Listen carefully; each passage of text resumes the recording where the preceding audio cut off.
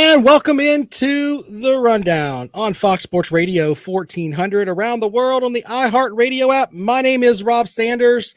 Thanks for joining me this afternoon as we are getting closer and closer, ladies and gentlemen, to football season. It's really not that far away. By the way, the Carolina Panthers. I'm already saying, by the way, early in the show, like I've already forgotten things and we're 90 seconds into the program. The Carolina Panthers have started training camp. So there's that. That tells you a little bit about what's going on there.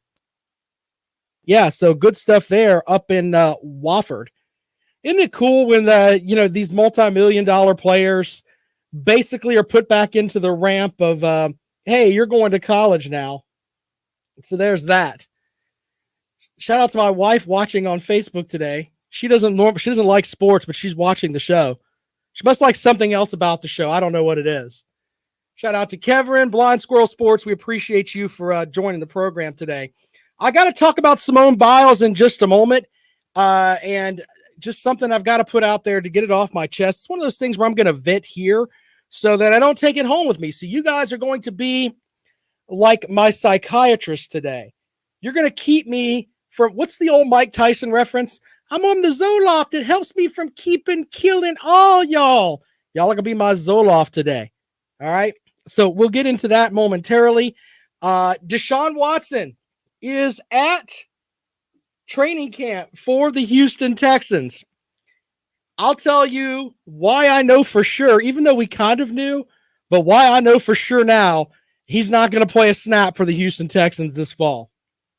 I'll tell you why I know that. It has nothing to do with the 22 allegations of sexual assault against him where he had issues with the masseuses that he hired. But first, I got to start with the Mountain West. Look, we've had so much talk about the SEC and the conference expanding and the Big Ten and all these other teams. Maybe they could go in.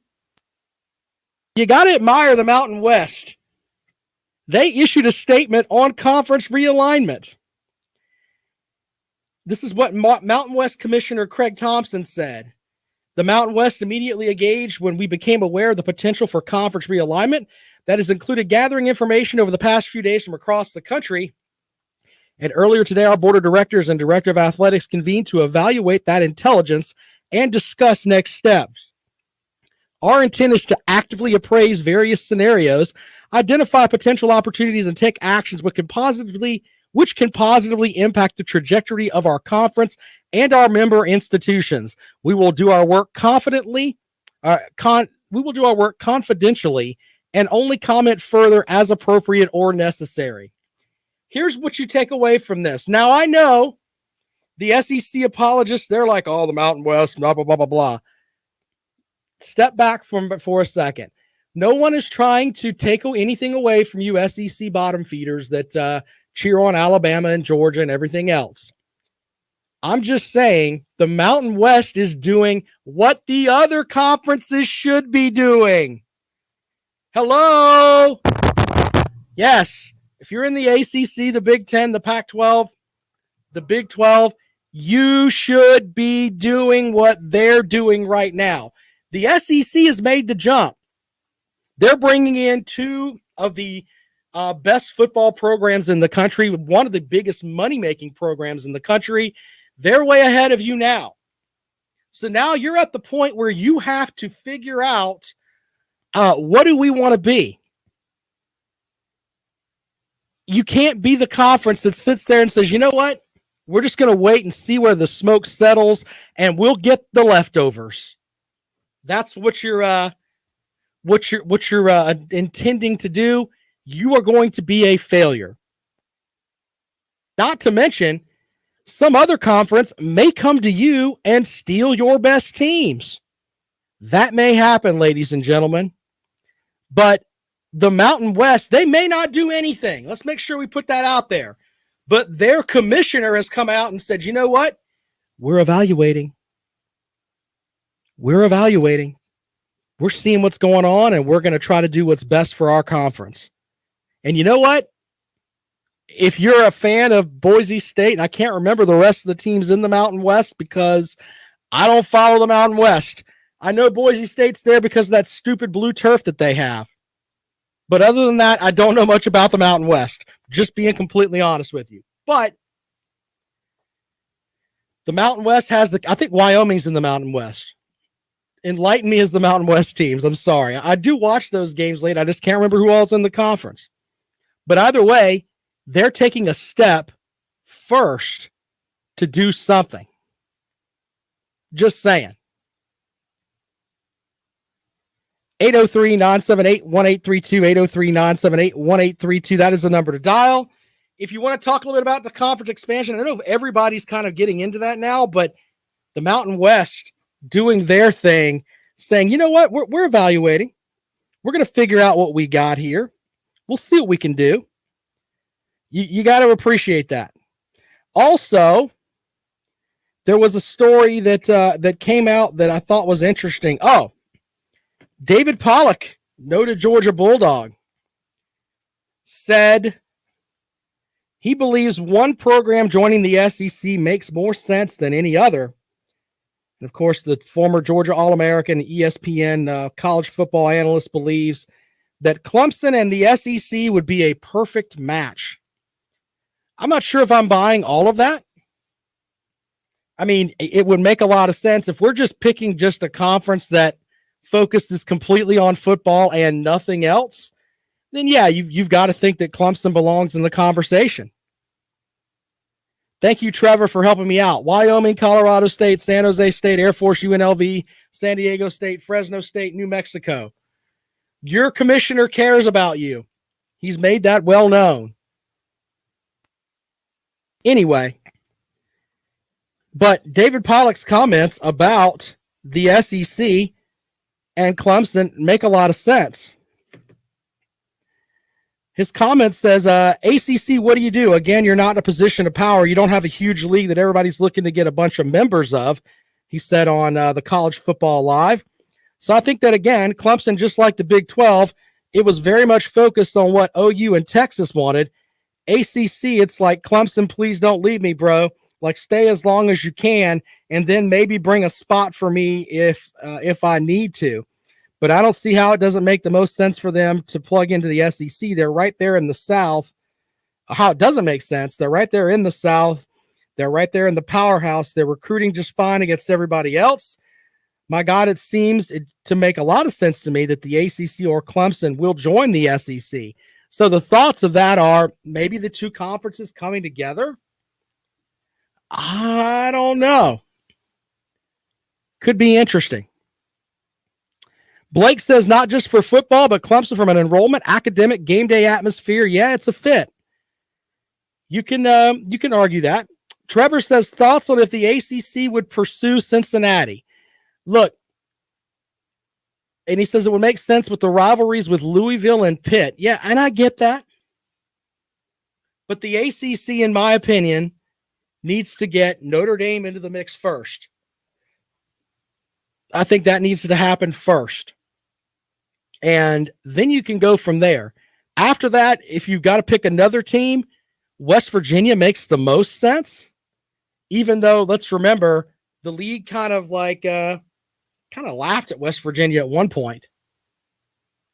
So I just think that West Virginia, though, makes geographical sense. I thought Maryland, maybe plucking them back from the Big Ten. Maybe that would make some sense. Anything after that, though, when you're talking about bringing a G5 into your conference to counterbalance the SEC bringing two of the best Power 5 teams is like, I don't know, man. I can't even think of a good analogy for it. It's like eating fat-free cake. It's just not good. It's just not good at all. When you really step back and think about it, though, and I know North Carolina's favored to win the Atlantic or the Coastal Division this year, but the ACC has 3.5 football programs. I think it's fair to say that. With Clemson, Florida State, Miami, and Virginia Tech. I give Virginia Tech the half ranking because right now they're kind of a gong show. But after that, It's a basketball conference. I think everybody understands that, and we've said that before. But Commissioner Phillips last week said point blank, yeah, we want to make this football as our number one priority. It's not going to be your number one priority if something happens and you lose Clemson and Florida State to the SEC, etc. Jordan says he agrees with adding Notre Dame before anyone else. I don't want to add teams just to add teams and dilute the revenue shares. That's a very good point, sir. But you have a calling card with Notre Dame because that is a national brand. If you don't believe me, when Notre Dame plays anywhere, regardless of who they're playing, they're going to sell out. Their fan base travels the entire country. And that's just reality, to be honest. But I'm in the camp of it's all downhill after Notre Dame. West Virginia would be the best fit. Oklahoma State after that. But other than that, the ACC right now is kind of in a mode of, I don't want to say survival, but as far as being, if they're going to be a quote unquote super conference where you have 16 teams, they're already, just on the football front, they're on the backside looking in. Now, you can make the argument that in basketball, they would be much better.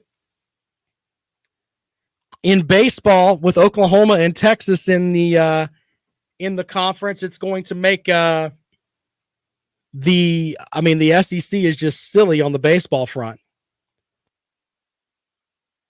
Angie says, what if Notre Dame goes to the Big Ten? We talked about that yesterday. They basically have an agreement that up until 2037, according to former Commissioner John Swofford, if they're going to join a conference, it's the ACC. Now, of course, if I'd have told you a week ago, yeah, we're going to have Oklahoma and Texas in the SEC, you would have laughed at me. But I personally think that if Notre Dame joins a conference, and I still don't think they will, but I think they'll join the ACC. RMF tied with a great point. You add OU and Texas softball, yeah, they're pretty good too. It's a big get for the SEC. Now, I do think that the Texas folks, they're going to have something to think about here, because it's not going to be the way that it was in the Big 12. It's not going to be that way. I know people don't want to hear that, but when they could go and complain to the Big 12, yeah, that's not happening. The SEC is going to treat them sort of like, I don't know what the best term to use here is, but they're going to have essentially the same say that Vanderbilt, South Carolina, everybody else has. That's how they're going to look at it. Hey, you get your revenue, that's it. I just don't see them being able to push people around like they did before. Angie says horns down. That's funny. Anyway, 803-978-1832, 803-978-1832. That is the number to dial. If you'd like to join us here on the rundown this afternoon, here on Fox Sports Radio 1400, and it makes you wonder who's going to be the most relevant first. We've heard Texas saying, hey, we're back, we're going to be back, blah, blah, blah. Texas always does great on the recruiting front.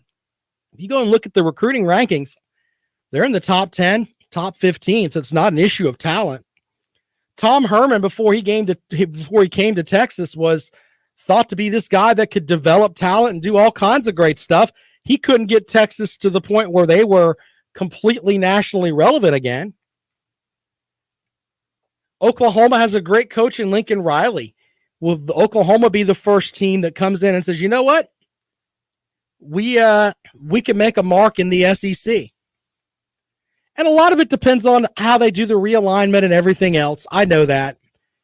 If Oklahoma gets stuck in the West with Alabama and LSU, it's going to be harder for them. It really is. And I know that the SEC is going to set it up every year where Texas and Oklahoma play each other. So if Oklahoma has to play Texas, LSU, Alabama, and Texas A&M, in addition to, let's say that the year comes up, they've got to play Georgia from the East. That's a tough schedule. That really, really is. If they get in the East, it'll be a much easier schedule for them. But I would think Oklahoma would probably be the team that, on the football front, has the best chance to do something on the front for the SEC. We shall see, though. 803-978-1832. The Mountain West has said that they're looking at conference realignment. The other thing I wanted to get out here today before we take a quick break was with these new conferences, or the new SEC is basically what it's basically boiled down to right now. Are we going to get to a point where they play more than 8 conference games? I think it's 9. I think they take the athletic directors out of the box seat here. And what I mean by that is that they're going to tell them you're going to have 9, maybe 10 conference games. And you know what? There's the whole section of people that want the SEC to say, you know what? We're the best conference in the world. And, you know, adding Oklahoma and Texas does really validate that argument. But if you really want to do that, the way to look at it is from this perspective. Tell the SEC teams, you're going to play 10 conference games. And that sends a shot across the bow of everyone. Because then the 4 non-conference games that you normally would have, you don't have those anymore. But when you go to the college football playoff committee and they look at it, they're like, hey, they played 10 conference games. I think that'll mean more in a 12-game season. I really do. And that's one of those things that the SEC will change and everyone else will follow. Just if they do it first. You know, the other conferences could do that too, by the way. If you're the ACC, you could do that. Why not? All right, we'll take your calls on that at 803-978-1832, 803-978-1832. Blake says, I bet Rick Barnes is ready to take his Vols to Austin. Brock says Texas is a good fit for the SEC. Their crying is just as bad, if not worse, than Georgia. Okay. RMF Todd says, I like 9 conference games and 1 out-of-conference Power 5 game. Yeah, I like that too. If you're going to do 9 games, that makes sense. But make the other a non-conference Power 5 game, and then your other 2 games. I like the idea of helping out an in-state team. I think, and South Carolina and Clemson generally do this, but every year, you know, why not keep that money in state? Why not give SC State $400,000 or whatever the number is to come up to Columbia and basically be a tune-up game for the Gamecocks, or be a tune-up game for Clemson? You can do that. That's kind of the way to go. You end up probably funding a lot of their athletic programs with that. Give that to Charleston Southern and Coastal. And I say Coastal, but Coastal's almost to the point where they may be a Power 5 team eventually. All right, more of the rundown. We come back. We'll talk about Deshaun Watson and other things in a moment. You're listening to the rundown. This is Fox Sports Radio 1400.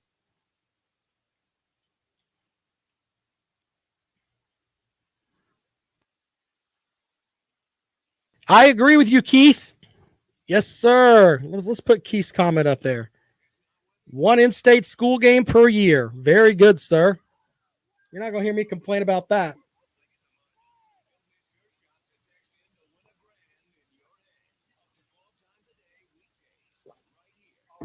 So I'm watching the replay of the Americans beating up Iran. Man, Iran is terrible. What a terrible basketball team.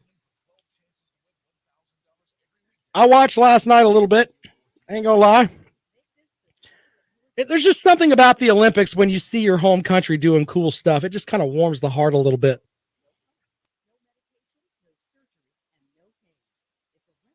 Yeah, Mullen's a big believer in playing in-state. He doesn't want to play any games out of state. Maybe he was like that with Mississippi State. I don't know. The Mountain West says they're looking into realignment, man. I'm just telling you, that's the big headline there, Alan.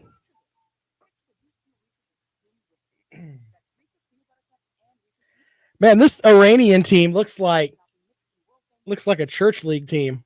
They don't look like they're very.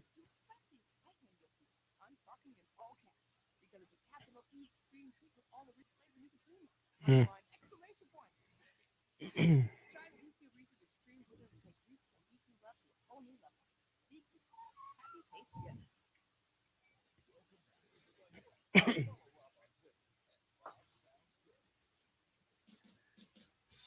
Welcome back to the Rundown on Fox Sports Radio 1400 around the world on the iHeart Radio app. My name is Rob Sanders. Feel free to join us 803-978-1832. We're talking a little bit about the Mountain West saying that they're jumping on board with the conference realignment. Yeah, there's that.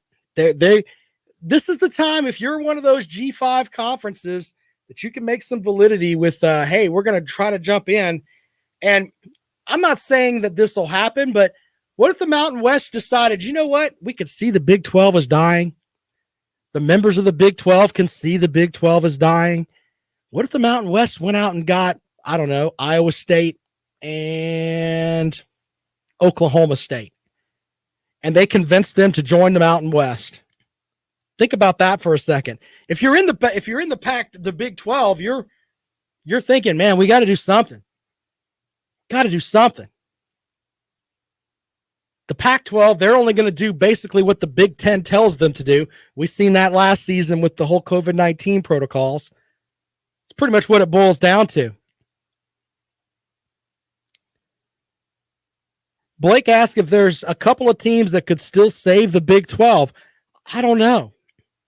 Maybe the Big 12 could, maybe they could go and get some teams from the Big 10. Who knows? But no one's going to fill the void that Oklahoma and Texas did. No one's going to do it. No one's. It just there isn't a team out. I mean, Notre Dame would be 1A. I'll give them that. But as far as someone else, there really isn't. There really, really isn't. Anyway, taking calls on that at 803-978-1832. Also, do you agree with David Pollack that Clemson should be in the SEC? He thinks they're the perfect fit. Do you think that would work out?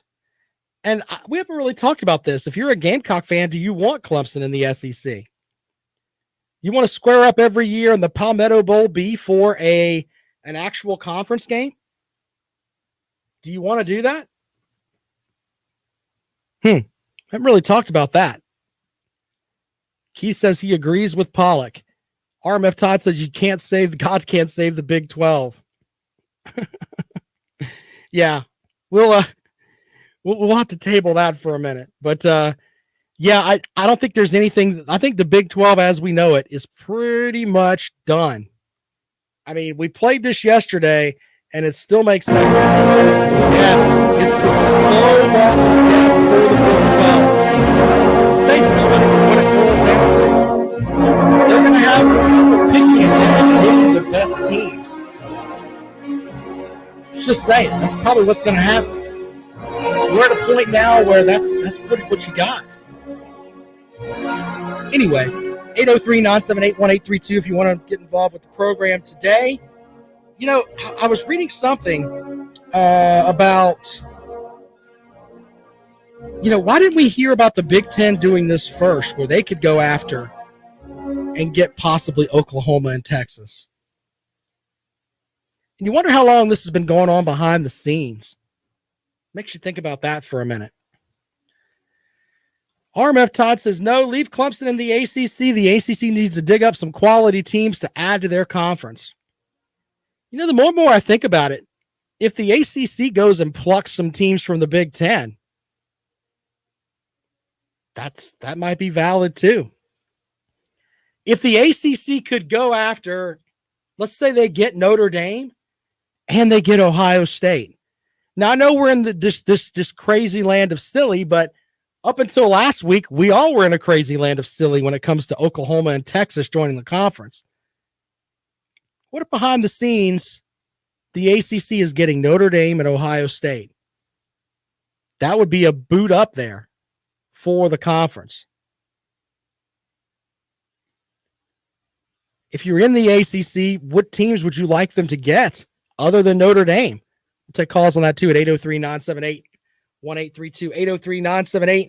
803-978-1832 is the number to dial if you'd like to join us here on the Rundown on Fox Sports Radio 1400, of course, around the world on the iHeart Radio app.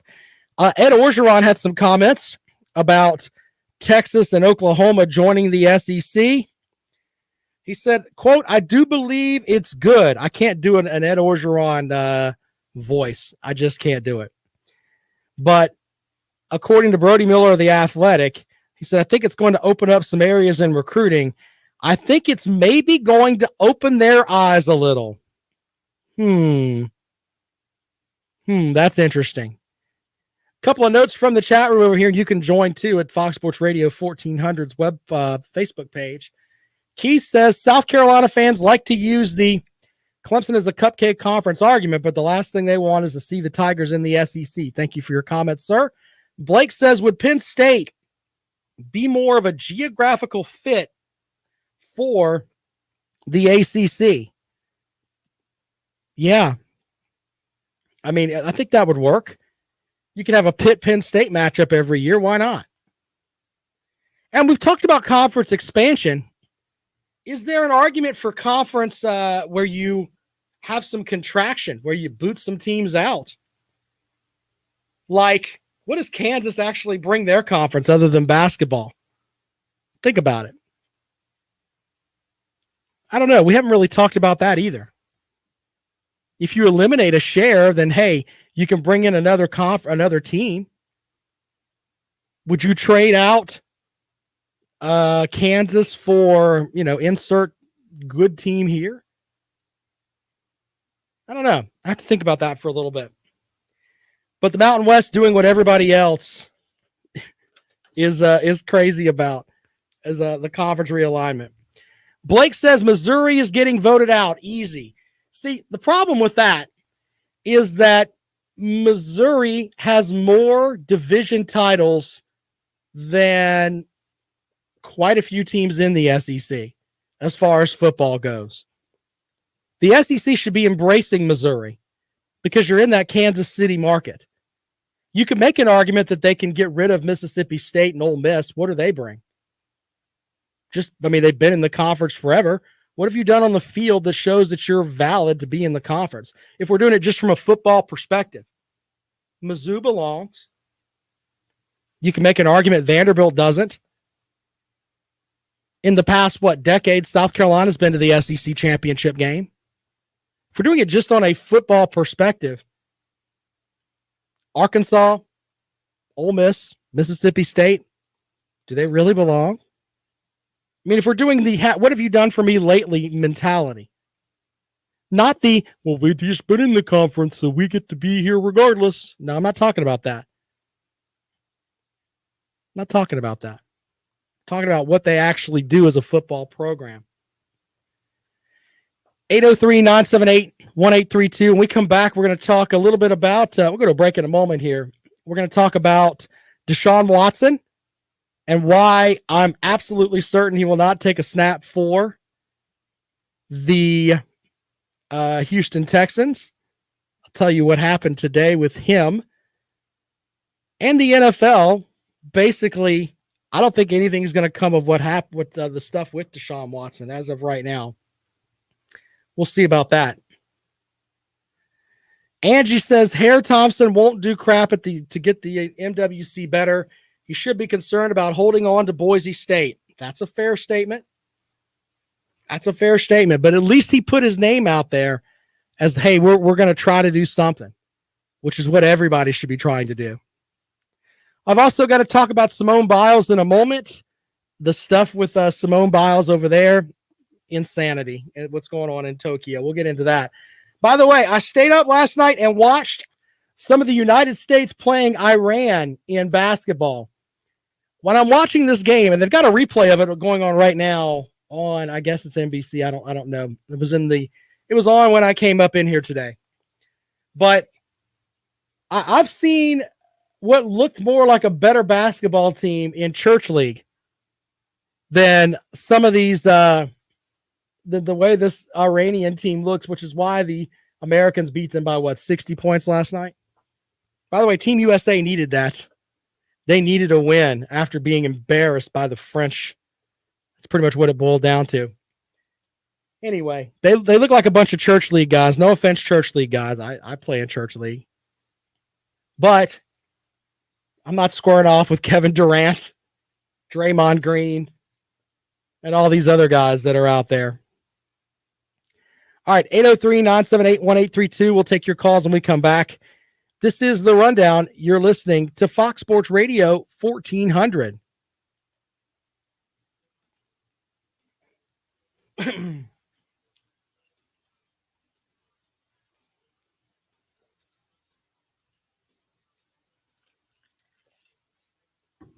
They're in Columbia, Missouri, Blake. You're silly, my friend.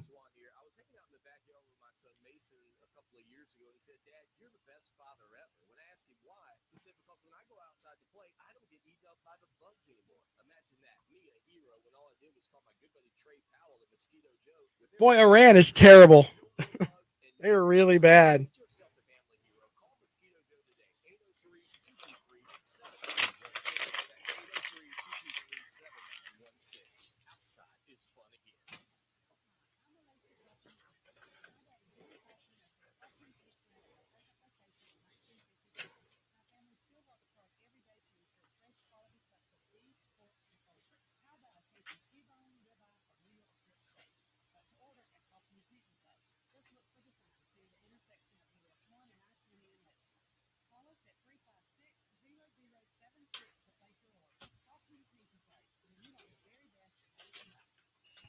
It's true, man. They look like a bunch of church league guys.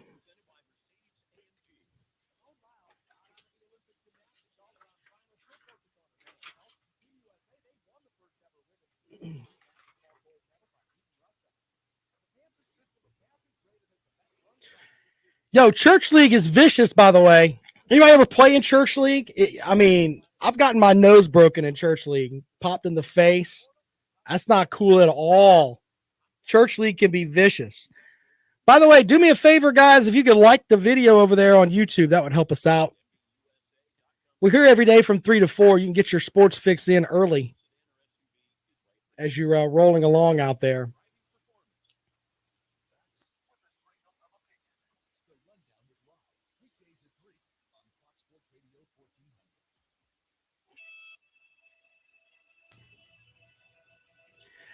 Welcome back to the Rundown on Fox Sports Radio 1400. Big Ben says, yeah, church league, ha, ha, ha. Alan says, always a fight during church league. That's right, man.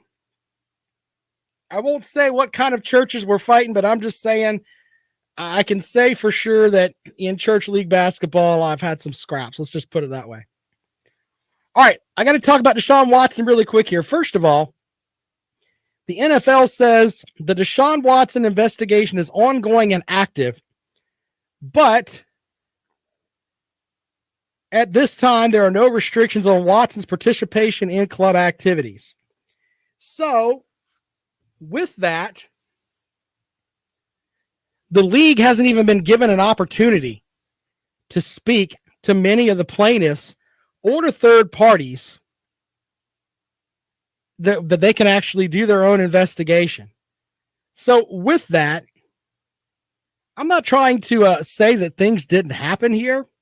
I'm just trying to say that if the league is allowing him to participate in full activities and he is in the camp of, hey, he can do whatever it is, full team activities, he's not on the exempt list, probably not much going to happen to Deshaun Watson. He's not even scheduled to be questioned, as I think what I read before. So there's that. Now, with the Houston Texans, they went out and they got themselves some quarterbacks. They got Tyrod Taylor. I'm not laughing at Tyrod Taylor. I'm just laughing at the idea of Tyrod Taylor doing his thing with he's not Deshaun Watson. So there's that.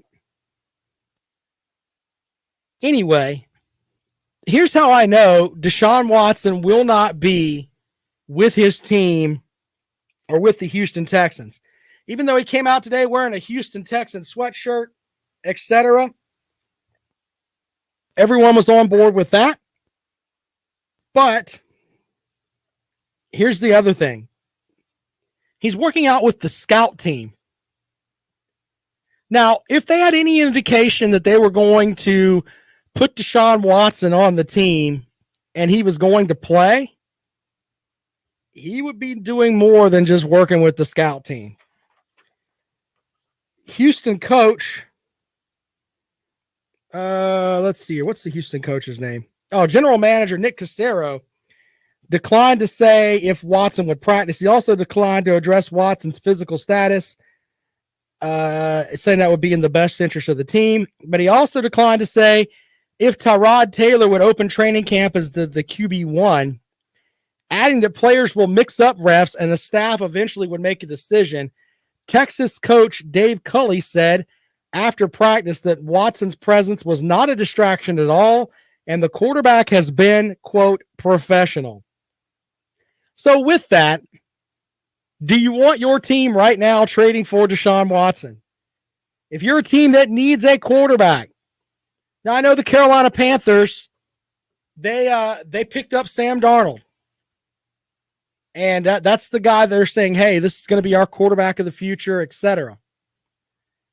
But if you're a team like, I don't know, the New Orleans Saints, well, you've got famous Jameis Winston out there, the guy who threw 30 touchdowns and 30 picks the last time he was a starter. Do you want to make the dive and get Deshaun Watson? Can you get with the Houston folks and get them to a point where they have enough sense to say, you know what, he's going to leave us anyway. Maybe we shouldn't ask for the farm. Just saying. And do you think Deshaun Watson's going to be playing anywhere this season? Just your gut reaction. 803-978-1832, 803-978-1832 is the number to call if you'd like to join us here on the Rundown. Right here on Fox Sports Radio 1400, of course, around the world on the iHeart Radio app. Jimmy says, when was the last time Texas and Oklahoma agreed on anything? The cash makes for strange partnerships. Yes, sir. I'm buying that. Blake says the Saints might take him mid-season. Someone is going to get Deshaun Watson. I don't know who it's going to be. There's going to be some backlash there at the beginning. But I think the NFL coming out and saying point blank, there are no restriction on Watson's participation in club activities is going to help Houston. If the NFL had some issues with him by now, this has been going on for a while. If the NFL had issues, this was opened up April the 6th, April the 2nd. So they opened up an investigation the Houston Police Department did. If they truly had something, I think they would have put it out there by now. So we'll take calls on that. Also about the Mountain West, where they're claiming that they're willing to make some moves. They're evaluating intelligence, according to Craig Thompson, the commissioner. Who's going to go to the Mountain West? Think about that for a moment. If you are the Mountain West and you have obviously, I think you picked the Big 12 first. You go after some of the teams in the Big 12. We can talk about that too. 803-978-1832, 803-978-1832. Blake says, yeah, that probably means there's no video proof, of course, referring to Deshaun Watson. I don't think you need video proof. I think eventually Deshaun Watson's going to have to stroke a check. And I think a lot of this will go away when he writes that check. I'm not saying that's the right thing. I'm just saying that's probably what's going to happen. And someone needs to gather up Deshaun Watson and tell him point blank. We live in a world now where Instagram and Twitter and everything else is out there, and people can document anything quickly. It can be done quickly. So with that, Deshaun Watson needs to have someone that can harness him in a little bit on that front, because by the Instagram messages he was sending out, insane. And with the money that he was making, or is still making, Deshaun Watson has enough to pay a private masseuse. Have a couple ready for you. You make that kind of money. I understand massage is something that can really help you as an NFL player. But if you're going to utilize massage therapy services, then you probably need to make sure that you've got people you trust. And what I mean by that is that these are people that I guess sign no compete clauses. And I'm not saying that none of this stuff happened with Deshaun Watson. I'm just saying that's where he needs to go now. And he needs to clean up his image again, because regardless of what happens, his image has definitely taken a hit. 803-978-1832, 803-978-1832 is the number to dial. If you'd like to join us here on the rundown this afternoon, Deshaun Watson taking snaps with the scout team today for the Houston Texans. He will not suit up for them in a game this regular season. He may play in a couple exhibition games. I doubt they do anything with him. I bet by week 2 of the preseason, he's going to be somewhere else. The NFL putting out that statement that no restriction on him in participation in club activities, that was the big blow there. RMF Todd says he was more into strange masseuse services. I agree with you, sir. I think stuff's happened there that we don't know about, but was probably, let's just be honest, when you have that many things there, something had to happen. I don't know what did. I wasn't in the room. It's a he said, she said kind of thing, but he put himself into that position where he could be questioned. And that's not what you want, man. Especially someone who had the reputation that Deshaun Watson had. All right, taking your calls at 803-978-1832. Final break of the program. When we come back, we'll talk about Simone Biles for a moment here on the rundown. This is Fox Sports Radio 1400.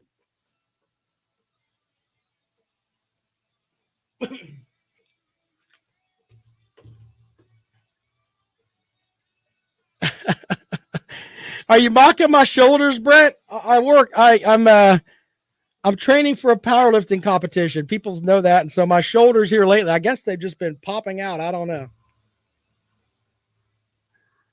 I don't know how I'm going to do in my powerlifting competition. I'm trying though. It's a process.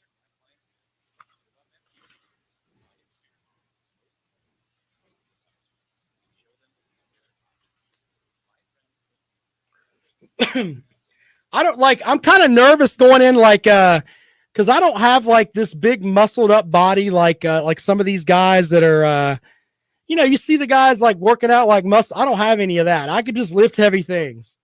That's basically all I've got. I can lift heavy things. And that's kind of what this is, but it's like I got to go and like weigh in with these people in my drawers. Angie wants to know if I'm going to wear my singlet on the air. I did get my singlet, and it is I did call him Tyrod Taylor. I called him Tyrod Taylor. Anyway, I got my singlet. I don't know if I'm going to wear it or not. I don't know where Beggin' Megan is. He's hilarious, though. Yeah, I might get a hernia. You might be right about that.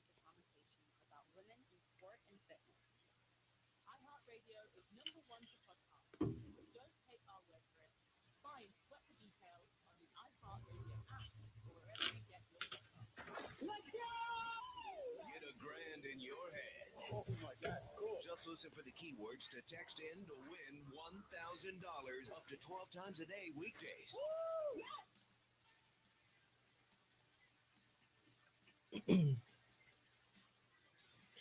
Final segment of the rundown on Fox Sports Radio 1400 around the world on the iHeartRadio app. If you want to join the program, 803-978-1832. I got to talk for a second about Simone Biles and she is in my opinion, an absolutely super athlete that withdrew from the Olympics team gymnastics meet and withdrew from the individual, which is tomorrow, simply because she said of her mental health. So I appreciate the fact that she did that. Now, some people are arguing that it was a cowardly thing to do. And, it's like, as my Apple Watch goes off here, saying it's a cowardly thing for her to do and etc. So when you think about this for a second, someone posted this on Twitter that, and I thought I would bring it to the show here for a moment. But basically, it talks a little bit about Simone Biles. And this is a young lady who was molested by her team doctor throughout her entire childhood and teen years. And people are talking about her strength. I'm not buying all that, man. Hold on a second. Let's go out to the phones. And 803-978-1832. Good afternoon. Welcome to the Rundown. Hey, Rob, I really agree with you on the Simone situation there. Yeah. Because she was under a great deal of stress, man. I don't think any of us know just how much. Well, and that's kind of my thing, too. And the reality is that if she's stressed out enough where she could injure herself, then why would you want her to go out there and compete? That's the big thing. Yeah. I don't understand why. Now, people are going to say, hey, she's going to regret this later on, and she might. But the reality is that if you hit a vault a certain way and you don't turn completely the way that you should, you could die. Absolutely. I mean, that's as real as I can get it. You could die. And it's just sad. But I mean, the whole thing with her, the stuff that she's dealt with in her life, I find it hard to call her a coward, which is what I've seen her called on Facebook and Twitter and everything else. Simone Biles is far from being a coward. And she is. To address that on the show today. That's right. Yeah, but hey, I have a question. Sure. I have a quick question about who do you think is going to be the leader that steps up for the Gamecocks on defense this year? Well, I would like to think that it would be Pickens, or I would like to think that it would be Birch. That would be the easy get there, but the Gamecock defense is not going to have the same. I don't know what the term that I can use with it here is. I think they were built on the secondary being great last year. When you had the first overall pick as far as defense goes in the NFL draft, they should have been able to build around that and be a lot better than they were. But you can make an argument that this Gamecock defensive line is going to be pretty good with just the, on paper with them coming in. You know what I'm saying? I mean, that would make the most sense. But I would think that Jordan Birch would be the guy that you would hope would say, you know what, I didn't really have and it's his freshman year, but I mean, I don't think he had the impact that he wanted to his freshman year. And maybe he wants to go out there and be the guy that says, you know what, this is what we're going to do, and I'm going to be the ringleader on it. But yeah, I mean, it's going to be interesting to see how good or different that Gamecock defense is going to be with the 4-2-5 that Coach White's putting in there. The 4-2-5, yeah. It's going to be interesting to see who starts at linebacker. Well, linebacker, and I had Coach Eric Wilson on the program with me last year, and he said that the Gamecocks at linebacker had one SEC caliber linebacker, and that was Ernest Jones. After that, he said everybody was just kind of grasping, to be completely honest. Yeah, and Ernest Jones is in the NFL now. Exactly. So, if you don't have good linebackers, man, it makes it really, really tough. But we'll see what they're going to do. Maybe they'll have Birch play some linebacker. I don't know. I mean, it depends, man. You never know what kind of position that Coach White's going to put them in. So we'll see. All right, man. Appreciate it. Appreciate it, man. Thank you. Anyway, If you want to call up and we talk about that too, but the whole thing with Simone Biles, let's just slow down a little bit on that. We haven't had to deal with the stuff this young lady's had to deal with, and it's just silly. Silly, silly, silly. I think that she should be more respected for what she did do in saying, you know what? I can't, if I'm going out there, I'm not going to be what you really want me to be. And if she can't do that, then what's the point of her being out there? You know what I'm saying? Maybe I'm just silly upon this front here, but Michael Phelps, the all-time winning Olympian there, who has like the most medals ever, said this on Good Morning America today, and it made a lot of sense. I mean, we're human beings. We have emotions. We deal with things just like everybody else does. So, but we're also we're literally, the spotlight is on us. We're supposed to carry all this stuff, and it's difficult. So, in my opinion, I would say we want support. I agree with him on that. And I think we should, before we start talking about the supposed fall of Simone Biles, let's just stop for a second and think about what she has done. And the fact that if you look at Simone Biles, there were times where she would be penalized for stuff because they didn't know how to score her because she was so much better than everybody else. So let's slow the roll on her being a coward. It's not cowardice. 803-978-1832. Fireball says, I don't respect that. She should go out and get the goal. Yeah, and I get that too. I mean, and I understand where you're coming from with that. But you don't have to like the fact that she quit, but she chose to do that. She has to look herself in the mirror when she's 50 years old and say, you know what? I walked out on that. And that's on her. Team USA won the silver medal, but the reality is that if Simone Biles would have competed where mentally she wasn't there, they may not have medaled at all. What's going to be depressing is tomorrow when the all-around and the individuals take place and Simone Biles is not in it. As a sports fan, if you're into gymnastics, Simone Biles is the gold standard. Now, not so much. I mean, the Olympics it's almost like an asterisk type Olympics, in my opinion. Yeah, you won, but Simone Biles didn't compete. So whoever wins the all-around title kind of cheapens it in my mind a little bit. So let's slow down just a little bit on that. All right, tomorrow on the rundown, we'll have the latest on what's happening with Expansion Gate. Who's going to be the next conference to jump in? We'll see. Looking forward to that because right now it's the Mountain West. I laugh at the Mountain West, but they're trying to make themselves better. Yeah, buddy. Can you imagine? The Mountain West should go get Iowa State and Oklahoma State. That's what they should do. That would be great. 803-978-1832. Final segment of the rundown this afternoon. Don't forget Lawton Swan of Clemson Sports Talk is next. He is the czar of Clemson Sports. We appreciate him. You can follow him on Twitter at Clemson Sports. Teddy Hefner's on in the morning from 9 to noon. All kinds of great stuff with Teddy. We're going to start breaking down teams, man. Starting to put out my team-by-team picks. I'm trying to debate on which team I'm going to go with first. I'm going to pick all the SEC and ACC teams, so we'll get into that later on. And the final week of the year, we'll do South Carolina and Clemson, but we'll work our way up. Maybe we'll start with Alabama. That might be who I do my research on. Well, the full picks for the Crimson Tide tomorrow and how their season is going to shake out. So we'll see how that goes. RMF Tide says, I'm good with her dealing with the situation.